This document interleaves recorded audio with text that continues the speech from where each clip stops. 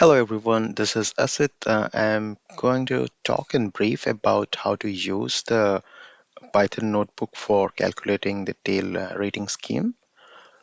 So the first thing you can do is actually you can save a copy in your own drive. That would allow you to make modifications and upload changes as you require for your own project. Okay. Uh, so once you have created a copy, you will note that it becomes the title would change, but again you can change it as per your convenience. So let's go down to the contents here. The first shell here, it's text, and it just gives you a background regarding the tail rating scheme. This notebook, as you can see, it complements the GitHub repository, which is about again the same calculations but using an R script. Returning back to our Python notebook, the outputs are going to be the tail ratings under the different parameters that were measured during your campaign. And then there will also be a rating label in a graphical format. You'll notice that some of the parameters have been grayed out. What that implies is that these were not measured during this particular campaign. So the data file does not have these values. Now there is a template CSV file which you need to use because the code recognizes a specific format. So in that template, you have a building column, a room name column, a sensor column. Again, the sensor column is for your information. It doesn't really contribute to the calculations. You have a date time column, and then you have a variable. So I have here examples of the different variables, but for your case, it could be like a few thousand rows of just temperature, then a few thousand rows of humidity, and so on. Units, the value, that's the actual recorded value, building type, room type, occupancy, and floor area. Now, occupancy and floor area are required for ventilation calculations, like to be more specific, the relevant standards calculation for the ventilation rate for the comparison and rating.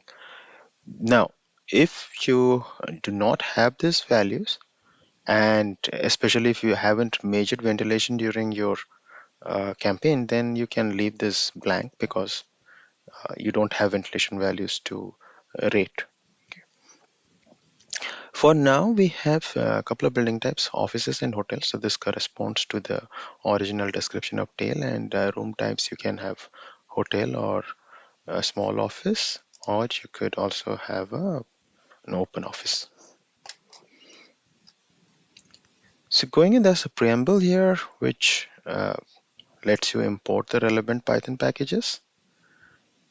This is an important part here where you upload the file. So this upload takes some time depending on, oh sorry, I should have run the preamble first.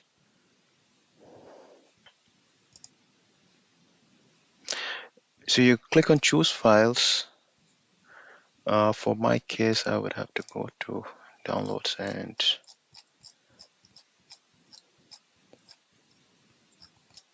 I need to get a file where I have this sample data.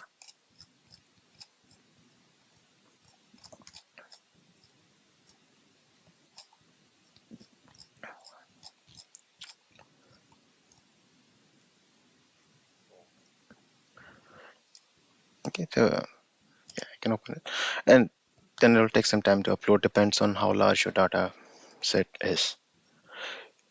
This shell contains the function which is used to perform the tail analysis. So creatively it has been named perform tail analysis function. And within it you have all these calculations being carried out for each parameter related to its rating.